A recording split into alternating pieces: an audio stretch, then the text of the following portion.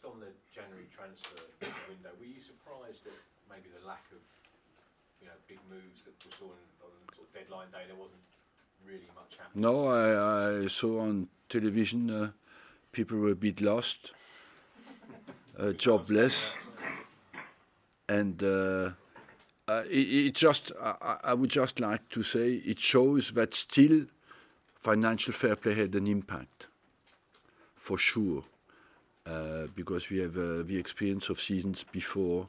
It was never such a low activity level across Europe. I must say, basically nothing happened. And it pushes even more an idea forward, is let's completely get rid of it.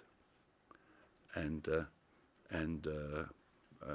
go from season to season with the same players. Do you think that would work? Just stop it in August, and everyone has to get on with it until August.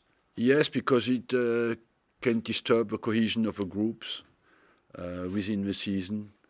Because when the players don't play in October, end of September, they already think maybe I move in January. You lose them, and